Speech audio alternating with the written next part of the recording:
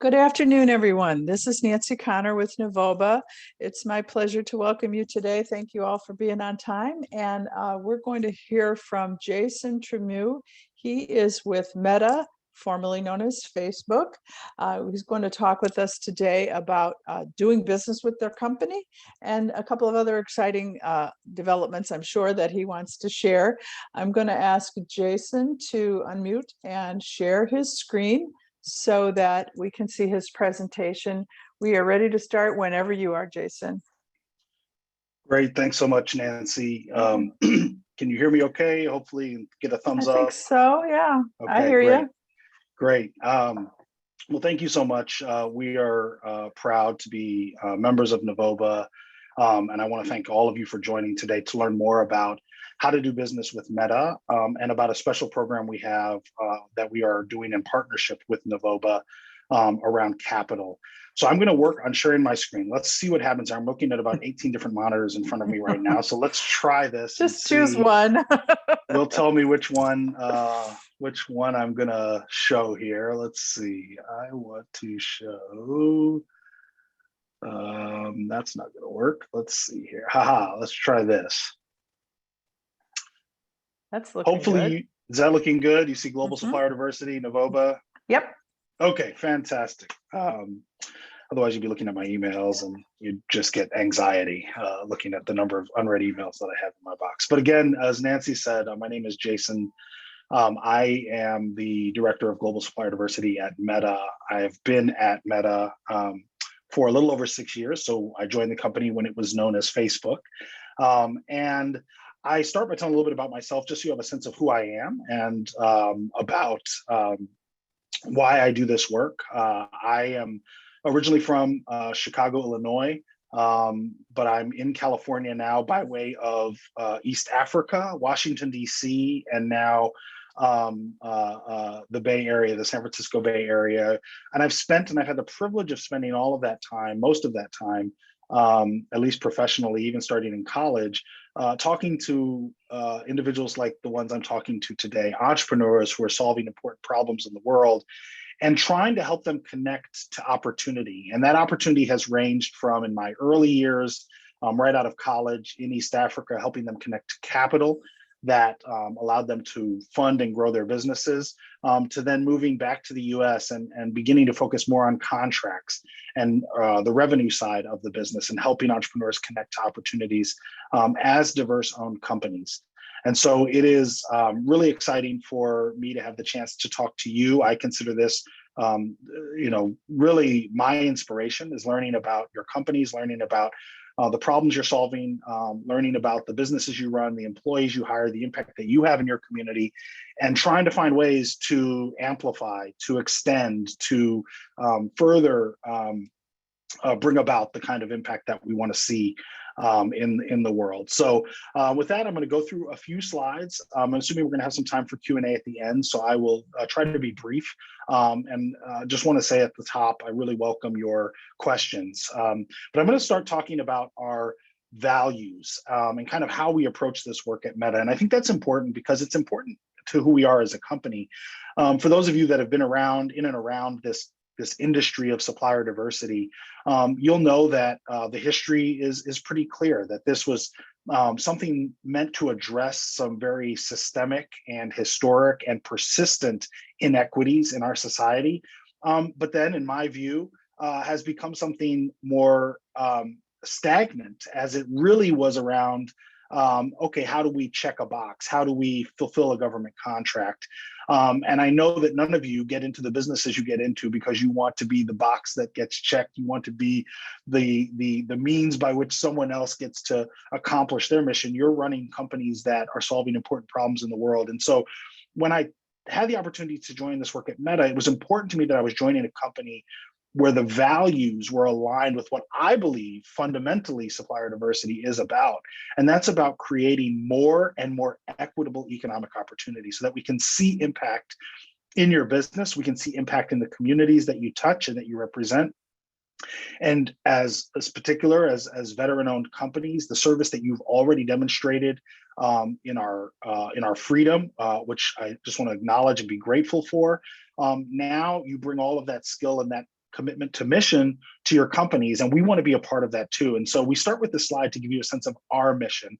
Now, our mission at Meta Global Supplier Diversity is very straightforward. It's to help diverse suppliers do business with Meta and with the people and communities that Meta connects. And we'll be talking about some of those business opportunities and the way we go about buying goods and services in a moment. But more fundamentally, we had a vision, and our vision was to transform the way supplier diversity is done, to help diverse suppliers connect to their customers, help them connect to each other, and help them connect to the tools and resources to grow. And we believe that as we partner with diverse suppliers, not just in doing business with them, but in leveraging the full scale of our platforms, of our services across our family of apps, across the services that we're bringing in now as we talk about the metaverse, trying to understand what that means for diverse suppliers, the resources that we have. You'll hear about that in a moment with our Invoice Fast Track program. We want to bring all that Meta is to bear to have this impact and really show that when we engage diverse suppliers, qualified, competitive, diverse suppliers, we get better business results, and we're able to live out our principles as a company, one of which is promoting economic opportunity. So I want to start with this because this is really what we're rooted and grounded in. Now, I'm also very privileged to be a part of a great team that we've been able to build. We didn't start like this. Many of you who know supplier diversity and kind of know this space know that many supplier diversity efforts may have 1, 2 people. We have built a global team specialized for impact. We have, and I'll talk a little bit more about what that means in a slide here, but we have category-specific supplier diversity professionals who focus on areas like marketing, as well as professional services across the IT and construction space. We also have a global team. So we have full-time staff in Europe. We have full-time staff in Latin America, sitting in Brazil, London and Brazil, respectively. And we're supporting some of our teammates on in a sourcing role in Asia Pacific as well. We have a big focus on data and understanding, not just data to report. Let me be clear. We do report. We report transparently. We're very proud of our commitment that has been here since 2016 when we launched this work to report transparently to the community. But we have a big investment in data because we want to understand and unlock and be predictive about where we think opportunities for diverse suppliers are in the company. And so we have a data analyst in our team that does an incredible amount of work there in partnership with other parts of the company. And then the big investment we make is on our internal systems and tools. And I'll talk about this in a moment, but Meta is completely decentralized in the way we buy goods and services. In fact, while I and our team sit in the source to pay organization adjacent to sourcing, adjacent to outsourcing, so we can influence those teams, we actually have other sourcing teams at Meta as well, including in our infrastructure group, which is the group that builds and networks all of our data centers and operates what is probably the most sizable portfolio of data centers globally in terms of complexity and scale, to serve the nearly 3 billion daily users on the platform. Nearly 2 billion daily users on the platform, and more than 3 billion users of our services globally every day, every month. We have an investment in tools because we needed to be able to find ways.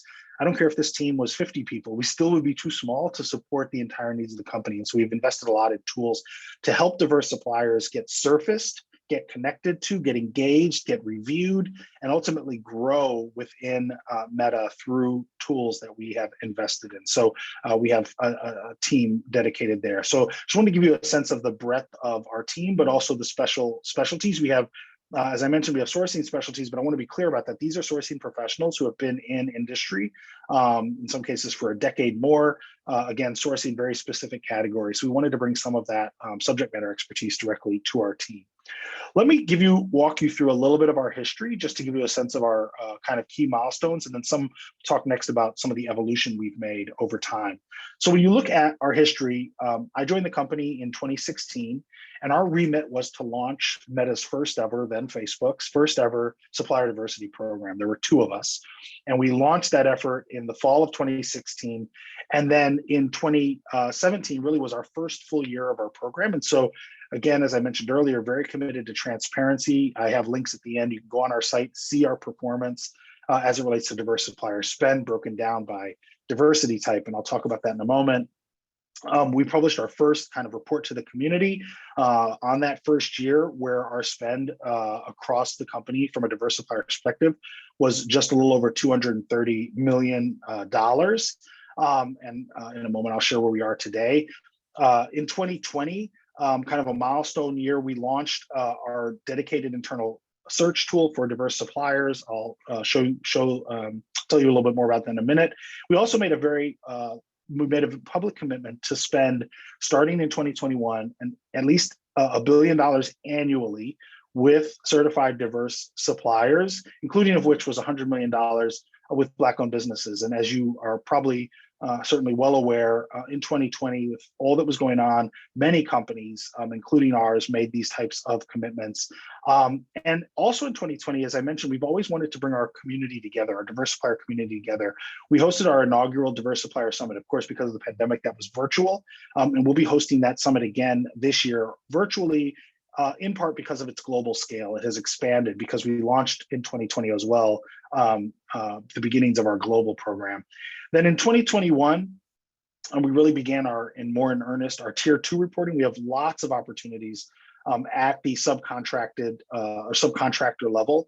And I want to be clear about that. I love it how one of our local diverse partners talks about it being all money is green. Wherever we can get diverse suppliers competing and adding value to our business, we want to do that.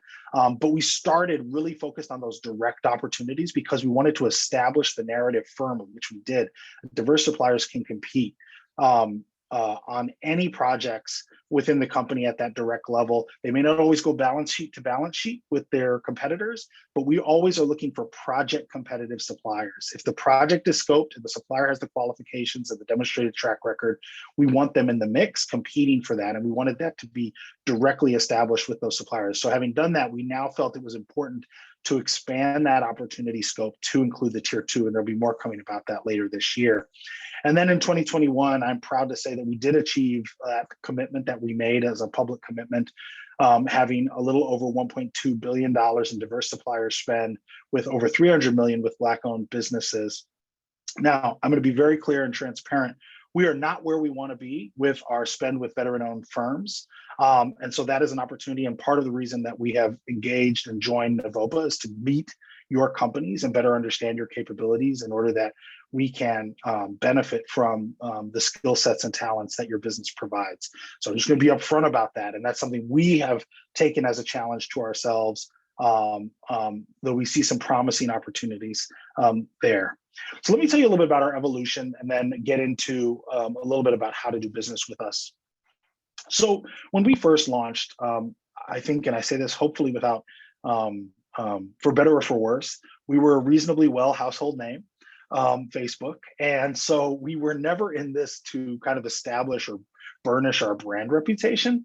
This really was about finding talent in places that we had not traditionally looked, where we didn't have the network of relationships. And that's what supplier diversity is all about. It's about proactively going into places and communities and relationships to find that talent that we know is there, but often lacks the connection. They don't lack the talent, but they often lack the connection. If there's a better company to help with establishing those connections, we think it's us. And so we wanted to get out. And so we were out in all of the various supplier diversity events, some industry events, really establishing, as you can see in that top picture, most of those people are not on my team. Most of those people were sourcing managers that we would bring to events because we wanted you to talk to people who actually talked your language, spoke your language as a business owner, as an entrepreneur, as someone specialized in a particular area. And we didn't want to, you can talk to me a lot and I'll listen and I'll do my best to ingest and try to facilitate the right introductions, but I'm not a subject matter expert in a million different categories. So we always were very intentional about that. Now we've built that awareness that our program exists. We've built that awareness in some of the tools that you can connect with us, even in real time, setting up meetings with our team, which I'll talk about in a minute. We now are really having built that external kind of relationships. We're now focused on our internal relationships, really helping our business leaders understand and demonstrating, showing them the value that diverse suppliers have brought, and demonstrating how they can contribute to now what is an annual baseline. I want to be very clear that $1 billion is a baseline. Of course, we want to do much more than that, but that now is our baseline. That is what we have publicly committed to, and that is something we are marching towards now every year as the starting point for how we engage diverse suppliers. My lights just went off. Turn that back on. Offices haven't been used to us in a while, so apologies for that. So we have now turned to internals, and one of the ways that this shows up is working with our employee resource groups. Now, we have a very important and significant employee resource groups that's focused on our veteran community, and it's something that we have established rapport with many of our veteran employees who are wanting to find ways to work with more veteran-owned businesses. Of course, that is just one channel. We're not limiting our engagements to those channels. But for example, last year we worked with our Latinx or our Latinat, our Hispanic ERG to focus on Latinx-owned suppliers, and had an incredible summit for that ERG where we introduced some of our most promising and high-performing Latinx-owned companies to many different parts of the company, and we're seeing that these ERG engagement models can work. So there'll be more opportunities that we hope to build on, specifically with our vets. We call them VetsAt, our VetsAt community this year and going beyond this, specifically to address what we do want to do is grow our spend and our opportunity set with veteran-owned businesses. We also have been very heavily focused on scaling and on capacity, which is our tools that I'm going to talk briefly about, some of them, our team, which you saw earlier, and our goals. Let me come to the goals first. You see there on the slide, get to one, add one. So what we have established as a framework for every business unit in Meta is to get to 1% of their budget with diverse suppliers. And then when they get there, every year to add a percentage point. Now, that may seem like not a lot, 1%, so small. But what we found is when we actually spent a lot of time looking at the data, we realized that there were so many organizations that weren't even spending a percentage of their budget with diverse suppliers. And we found that this was a helpful way, now that they had a macro context of our company's commitment publicly to spend $1 billion annually, this was a way to start to get to motivate them. Nothing motivates, as you well know, like a mission or a goal. And so having these goals and then being able to push some of these organizations, and by the way, some of these organizations have multiple billions of dollars of budgets. So 1% is actually translating into hundreds of millions, approaching billions of dollars of spend. So this is, it obviously varies on org, but we are confident that this framework has helped us move the needle. And we have dashboarding internally that's available to everyone in the company. We have leadership dashboards that show those leaders how they're performing relative to their peers. And again, we're building that culture of accountability that really started from a ground up effort to demonstrate the value that diverse suppliers bring to Meta. The other thing that's mentioned on this slide is our tools. And this is Diesel is the diverse supplier locator. It's an internal single sign-on enabled, which means anyone in the company can access it just by going to the site. They don't have to have a password, they don't have to remember. And we have built and invested into this tool to make it so that diverse suppliers, both those that work with Meta currently, those that have registered to work with Meta, or what we call our prospective supplier community, and even other diverse suppliers that meet, again, our focus areas largely of racial ethnic minorities, women, veteran, LGBTQ, and disabled-owned companies, although that does change a little bit globally. They're able to go into this tool and using keyword searches that are very common, no NAICS codes. NAICS codes is an option, but no NAICS codes, no SIC codes, no UNSPC codes, but using common search terms like swag or like content moderation or edge computing. They're able to actually surface because we've invested in the AI and the indexing of search results so that they're actually able to find the diverse suppliers that can meet their needs and begin directly to engage them out of this tool into our procurement tool and platform, which is where everything starts, from contracts to NDAs to onboarding, all the things, kind of end-to-end process starts there, and it's directly integrated. So they never have to leave the tool. It kind of goes back and forth. They're able to see notes that others have on these suppliers and things like that as well. And it probably is worth it at this point just to say a moment about what we buy. And the short answer, the reason I haven't started with that is because the short answer is we buy a little bit of everything, from the food in our micro kitchens and our cafes to the companies that build and network our data centers to professional services firm across marketing and HR and legal to IT services from cybersecurity to network engineering. I mean, all of these are services that Meta buys. And because we're decentralized, while there are certain parts of the company certainly that have more centralized processes around. Like you just can't go out and build a building because you want to. You have to work with our facilities team. So we have a little bit more of domain control there. We have diverse suppliers in all these categories that I mentioned, and we want to do more. So when you think about your company and what you provide, understand that there likely is a fit within our company.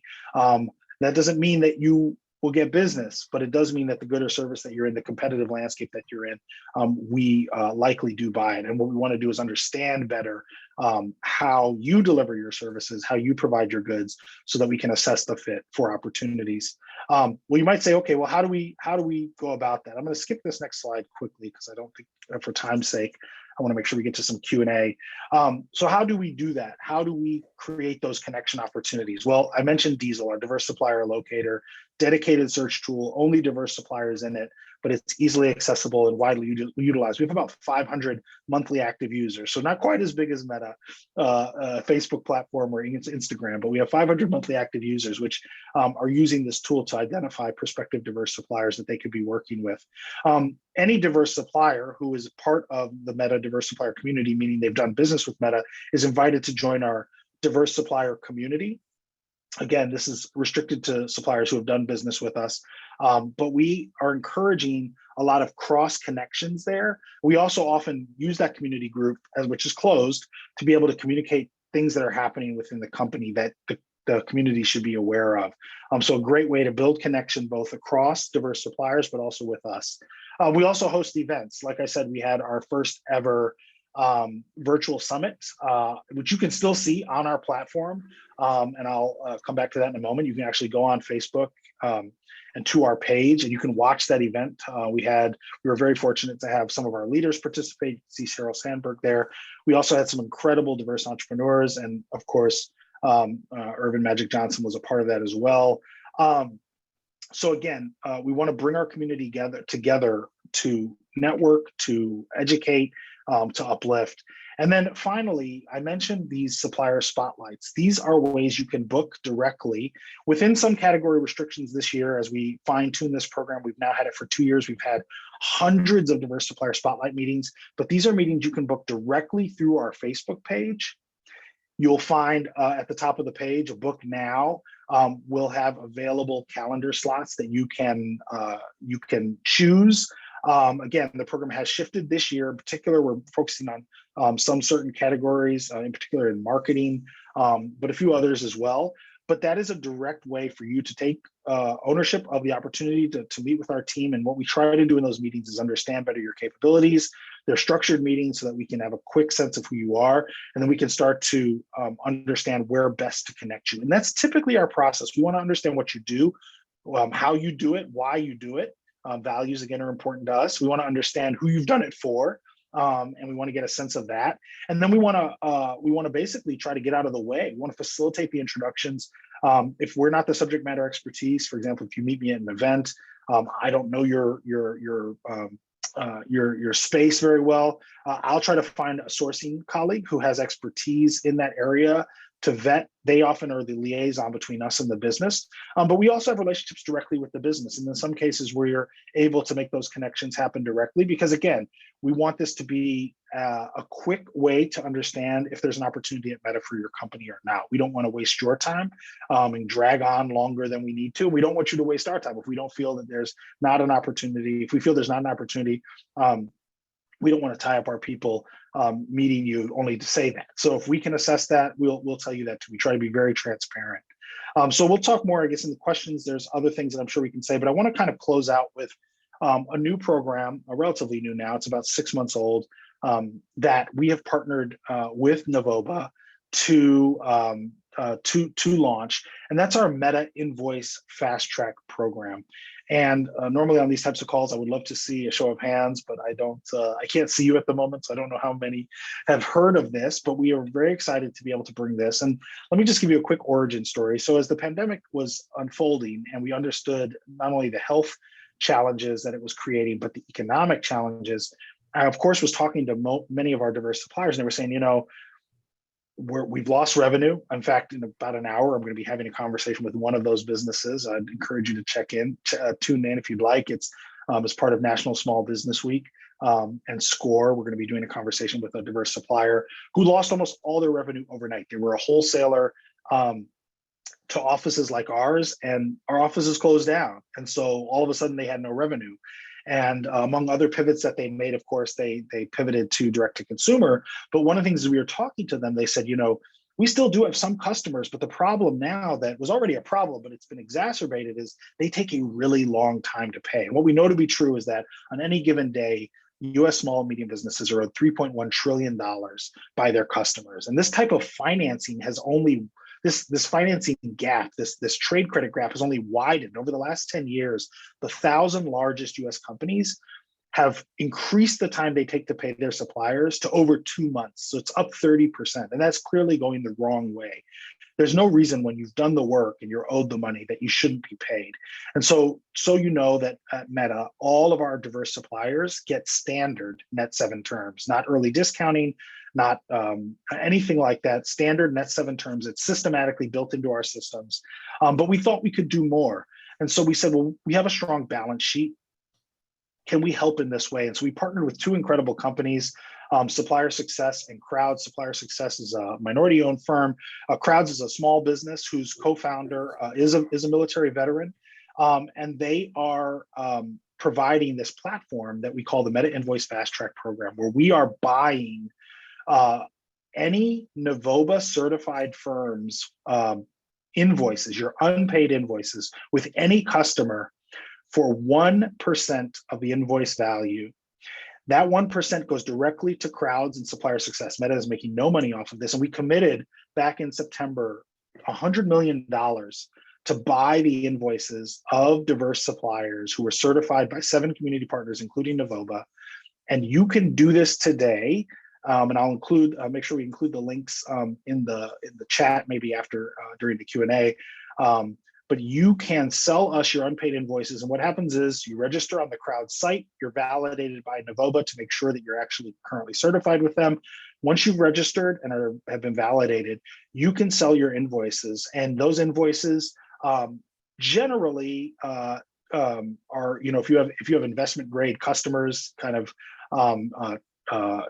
that's really what we're looking for. But government customers, not federal government, but state and local government, or of course private companies, even other small and medium businesses.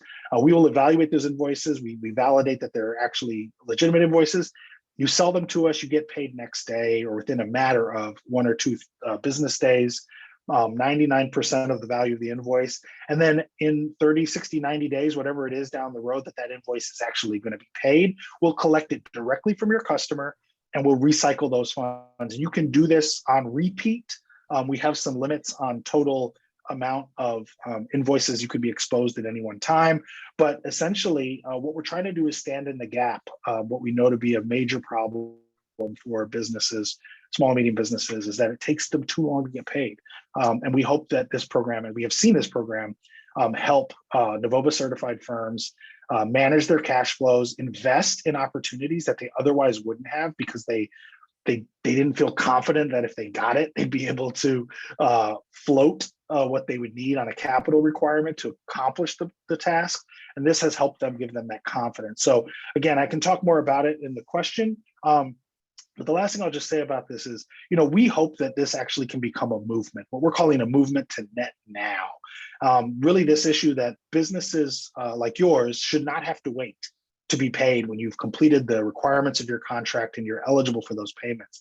And we want other companies to take a stand. And so we're talking to corporations. We also think, of course, you have your own supply chains. If this is something you can do, we need these dollars in the community. We need these dollars flowing out into the community. And so we're asking companies to do things like accelerate their net terms. If their net terms are 30, make them 15 or make them 7. We know that every company is going to be able to do that, but we believe that this is a moment that we have. If corporations have stood up in the last few years and said, oh, we want to do something for diverse owned companies, but they haven't addressed their payment terms, we feel that's an opportunity that they can take. And so we're starting to see some companies join us. We have more to say about this, hopefully later on this year. But I wanted to give you a flavor for why we're doing this. It's not about Meta. Frankly, it's not about our brand. It's not about anything other than the fact that this is a problem that really should be solvable. And we have a role to play as corporations trying to do business with veteran-owned companies and other small and medium businesses, we need to be responsible to you to help you be responsible for the employees that you have and the communities you represent. So with that, I'm going to just focus on this final slide. I'm going to skip this slide here. Let's not skipping, just to give you a sense of our, give you a sense of who we are, and just give you some context. I don't, we do use our platform, so please do check our page out on Facebook at Meta Global Supplier Diversity, or on Instagram.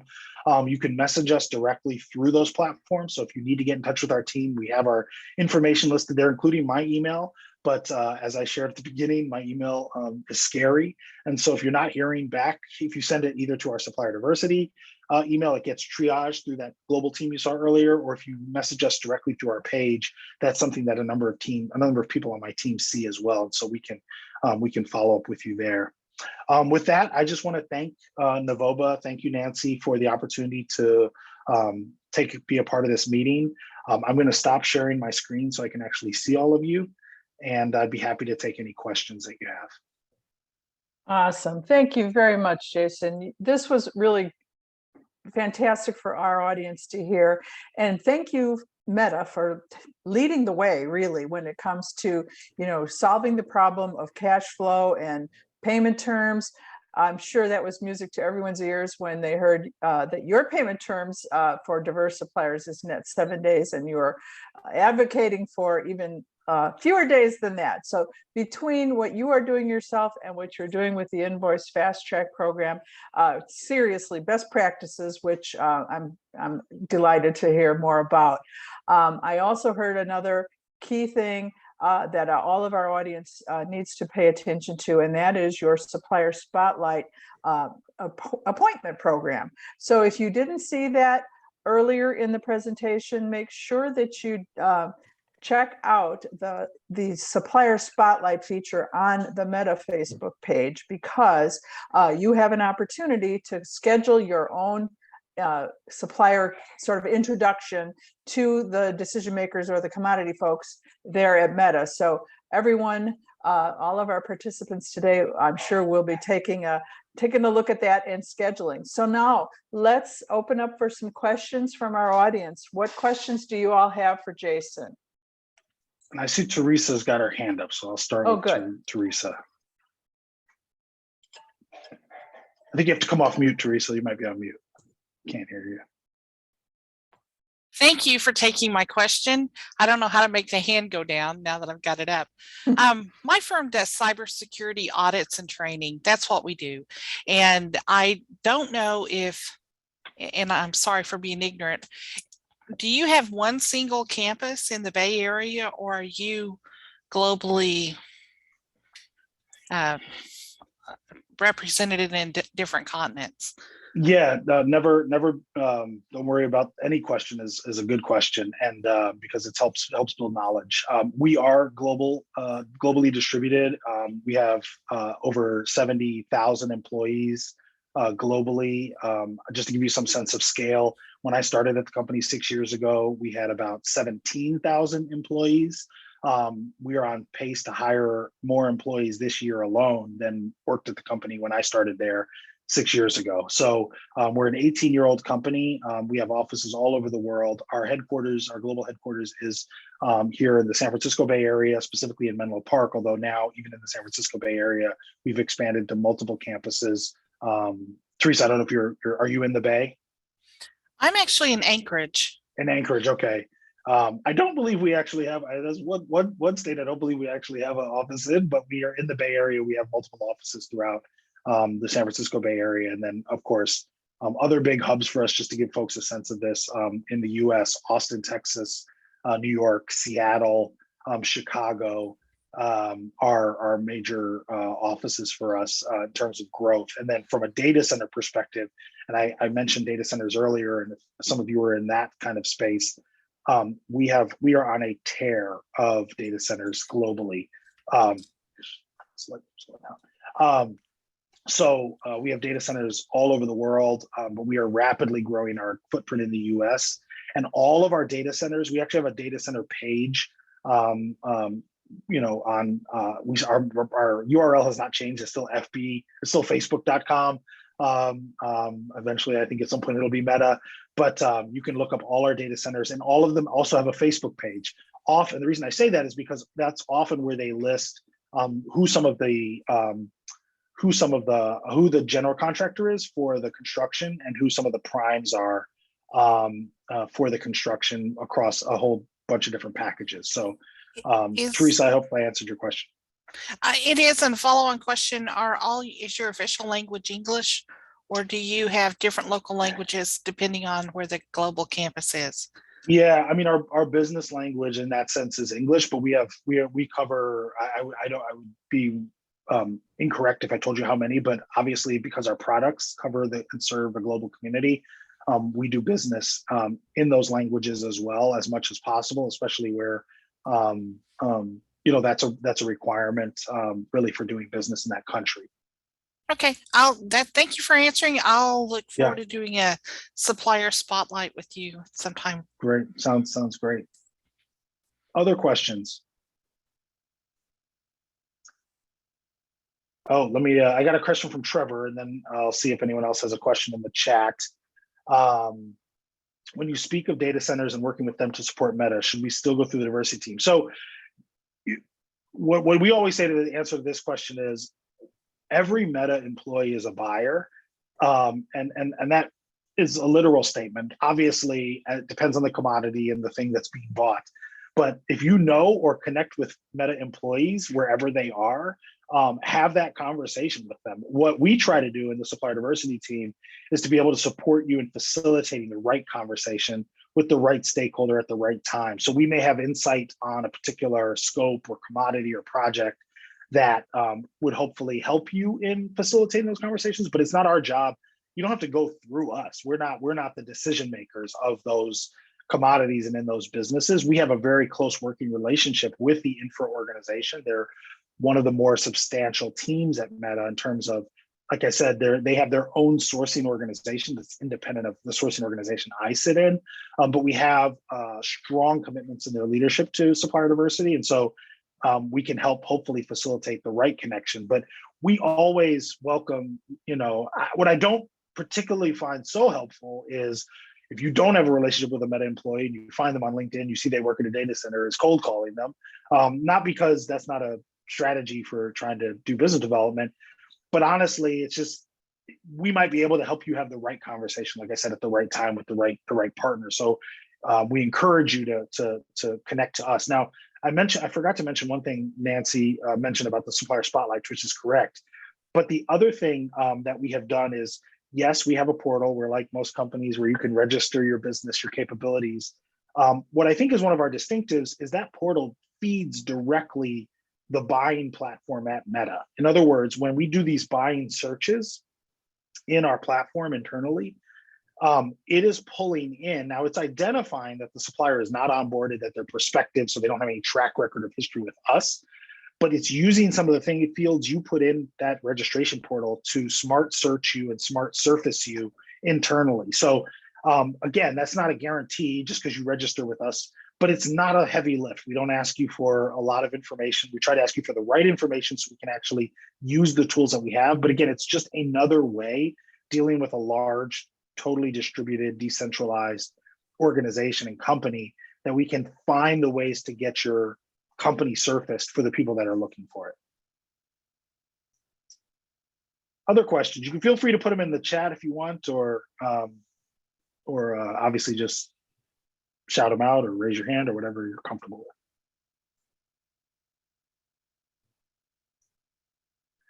Les.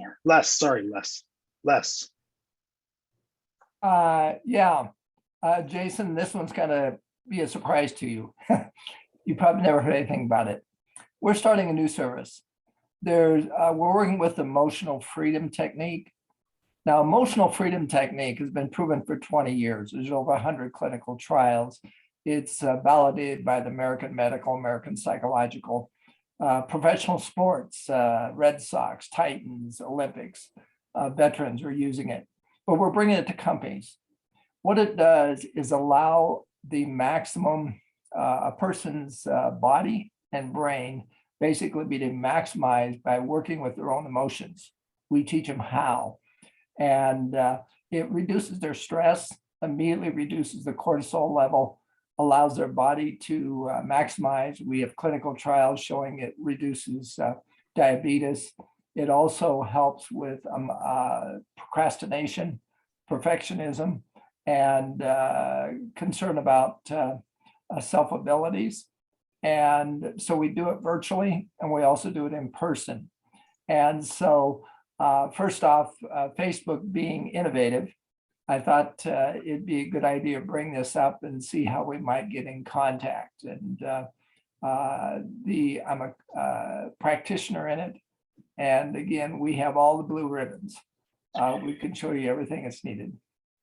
Yeah, Les, thanks for that question. I'm gonna scope out a little bit just to kind of give a broad answer on like what I would call, and I'm gonna kind of characterize this within the space of those kinds of employee resources, learning and development resources, coaching resources that we do provide a lot of. So I want to say there is a space for this type of service at Meta. One of the things that I have found, however, just again, trying to be as transparent as possible, is we've had a really hard time finding opportunities to bring a service like that in at scale. What we found is that finding a team that is looking for some type of service like that is focused on that particular team or organization based on the dynamics that they're going through, or maybe the makeup of the employees that they have, has been a far better way. And then based on kind of, those testimonials, et cetera, we've seen some of that grow. And I'll just give a very practical example. My team's going to be getting together. It's our first global offsite that we've had since one number of the team joined during the pandemic. And part of what we're doing is we're going to do, we're using a diverse supplier to do this, but we're going to be doing a more traditional kind of strengths finders assessment, because we're working together in a virtual environment is very different than working together when we are all in meetings in the same office and things like that. Now we're distributed globally. So like my team, like I put in the, I've got the budget, I have the budget for it, I'm the budget owner, I found the service, I'm contracting with the supplier. So we'd be something we should get some more information about. And again, if there are particular types of employees you mentioned that may have backgrounds that this works for. The other area, and I'll just throw out this quickly, we work with a lot of outsourced partners in in the content moderation space. These are content moderators, or people that look at content that's on our platforms, billions of pieces of this every day. And those that are found to be in violation of our policies, they're taken down. A lot of that work is done via AI, artificial intelligence, machine learning that we've invested in, but we still employ a lot of people. They're through subcontractors. Much has been publicly, not just at Meta, but this field of work has been very stressful, as you're probably aware. There's lots of written about it. So it may be something too to learn more about, and maybe it's something where there's opportunity at some of those subcontracted organizations for their employees. How would you suggest I connect with you? So I will drop in as we talk here. I'll drop in some of the links. I'll drop in my email so you have it in the chat. Okay. I'm happy to also work with. Sorry, I'm trying to see what I'm typing here. I'm happy also to work with Nancy and team to make sure that that you have our information shared here. But I've popped it into the chat, so anyone who can see the chat, grab it there. Yeah, I've got it. Okay. Awesome. Good. Thank you. Good question. And thanks, Jason. Before I see if there are any other questions, I'd like to just take a little sidetrack here and invite Matt Pavlik. He's got something he wants to share. Novoba's president, Matt Pavlik. Are you on mute? I don't think so. Can you hear me? Okay. Yeah, there you are. Very good. Hi, Jason. Hi, everybody. Hey, good to see you. Thank you for everybody for being here. I wanted to thank Meta for their support and making sure that veterans are always included in every opportunity, and all the work that you're doing to make sure that you're working to give vets the opportunity to compete for business. So that's why we're all here. We want to make sure that you all are competitive and put in a position, and this has been tremendous to help them learn. And that's one of the biggest challenges a lot of veterans face, especially if they're familiar with the public sector world. There's no Fed Biz Ops of the commercial world. So there's no registry of stuff you're going to buy and when you're going to buy it. And, I was just talking to one of our vets this morning. He said, I was talking to a company that said that they don't have any opportunities. And I know they buy the stuff that I sell. And it's like, but that doesn't mean that they don't have a perfectly good relationship with somebody right now. And so it's not unreasonable to say, I get that, I understand that. Would you be willing to let me know when that might be up for consideration again in the future and things? You can still be professional and persistent about that. And so, and it's all knowledge, right? So you mentioned that, that every question leads to more knowledge, and that's an excellent point. And so, and thank you for sharing the information about the fast track program. I know that that has been a very unique thing that you all chose to do, and a very good time for people right now to be able to take advantage of some of that stuff. And so for the veterans that are on the call, I want to encourage you all to make sure that you take these instructions and this information and use this to your advantage. If you, we have a couple programs that we have running right now in terms of our Veteran Business Enterprise of the Year Awards. So if you know companies that have a tremendous story to share, if anybody's working for Meta that is a veteran company, it's identified as veteran company, and they have a really good story and you think that they'd be worth nominating, we encourage you all to share that information. And for the veteran companies, we encourage you all to share that information.